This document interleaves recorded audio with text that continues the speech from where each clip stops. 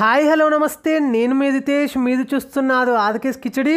ఈరోజు మన ఈ వీడియోలో Christmas new year special recipe prawns biryani ఏ విధంగా ప్రిపేర్ చేస్తారో నేను మీకు చూపెట్టబోతున్నాను.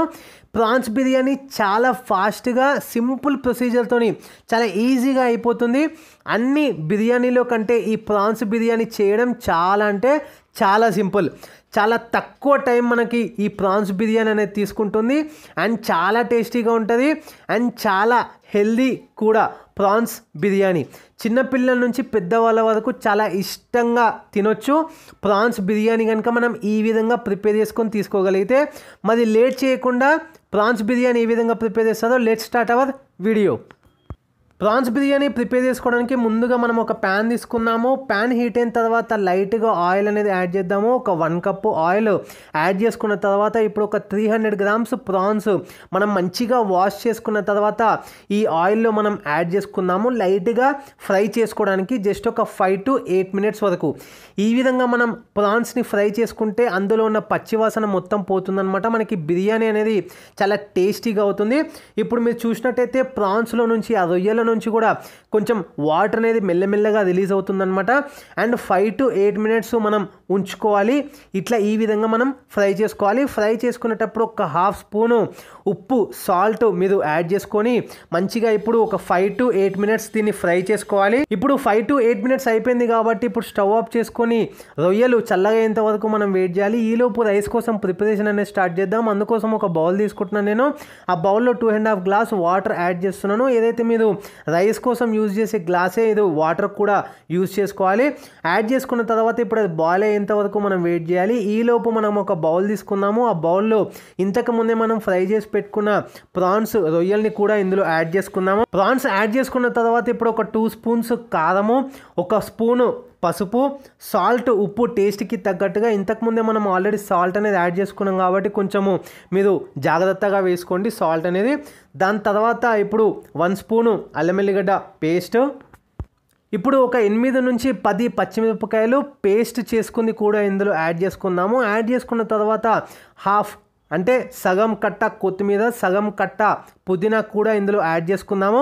యాడ్ చేసుకున్న తర్వాత ఇప్పుడు ఆనియన్స్ మంచిగా మనం గోల్డెన్ బ్రౌన్ వచ్చే విధంగా మనం ఫ్రై చేసుకున్న తర్వాత ఆ ఆనియన్స్ని కూడా ఇందులో యాడ్ చేసుకుందాము.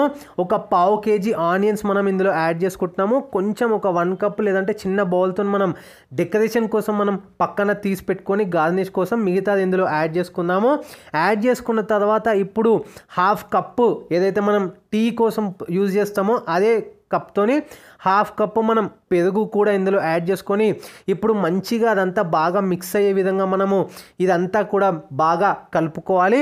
ఆ ప్రాన్స్కి ఈ మసాలా అంతా కూడా బాగా పట్టుకునే విధంగా అట్లీస్ట్ ఒక 1-2 మినిట్స్ బాగా మనం దీన్ని మిక్స్ చేసుకొని ఇప్పుడు పక్కన పెట్టేసుకోవాలి ఒక 15-20 మినిట్స్ వరకు.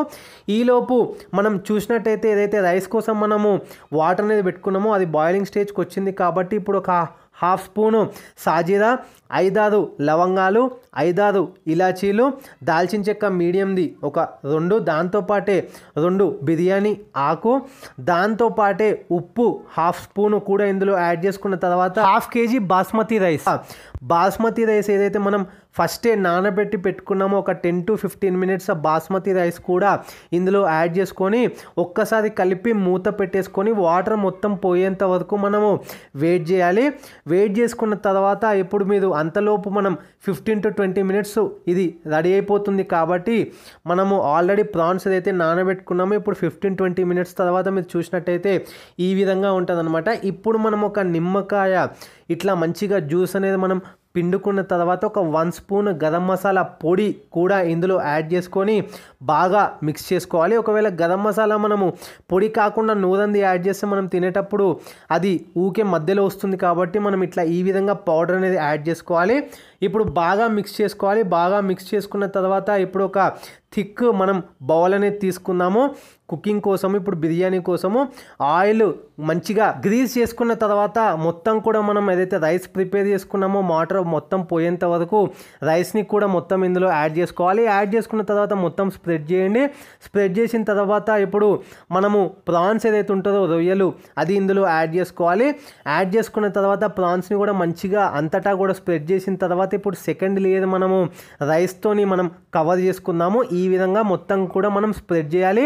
స్ప్రెడ్ చేసినట్టయితే ఏమవుతుందంటే రైస్ ఒకవేళ అంటుకోకుండా మనం ఈ విధంగా స్ప్రెడ్ చేస్తే అది మొత్తం కూడా విడిపోయి మంచిగా అది మనం తినేటప్పుడు చాలా బాగా ఉంటుంది అనమాట, మెత్తగా కాకుండా ఉంటుంది. అండ్ ఇంకొక లేయర్ మనం ప్రాన్స్ కూడా యాడ్ చేసుకొని ఇప్పుడు ఆ ప్రాన్స్ కూడా మొత్తం మనం స్ప్రెడ్ చేసుకోవాలి. ఈ విధంగా స్ప్రెడ్ చేసుకున్న తర్వాత ఒక 4 to 5 హోల్స్ చేయండి. ఇట్లా లైట్గా కిందికి మొత్తం డీప్గా హోల్స్ చేసుకున్న తర్వాత ఇప్పుడు మనం ఒక చిన్న కప్ తీసుకోండి. చిన్న కప్లో మనం పాలని ఇందులో యాడ్ చేసుకుంటున్నాము. ఫుడ్ కలర్ లైట్గా మీద ఏదైనా ఆరెంజ్ కానీ రెడ్ కానీ యాడ్ చేసుకొని ఇందులో మంచిగా ఇట్లా స్ప్రెడ్ చేసినట్టయితే ఇంకొంచెం కలర్ఫుల్గా ఉంటుంది. ఒకవేళ మీరు వద్దనుకుంటే స్కిప్ చేయొచ్చు.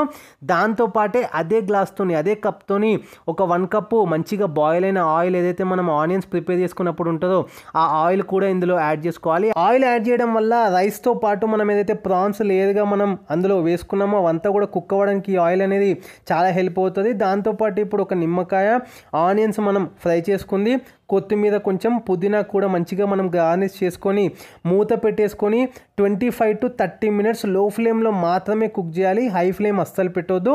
30 మినిట్స్ లో ఫ్లేమ్లో మాత్రమే కుక్ చేసుకున్న తర్వాత ఇప్పుడు మీరు చూసినట్టయితే ఈ విధంగా ఉంటుంది అనమాట. బిర్యానీ చాలా కలర్ఫుల్గా ఉంది అండ్ చాలా టేస్టీగా కూడా ఉంటుంది. ఇది ఇవాల్టి video Christmas and new year special prawns biryani recipe.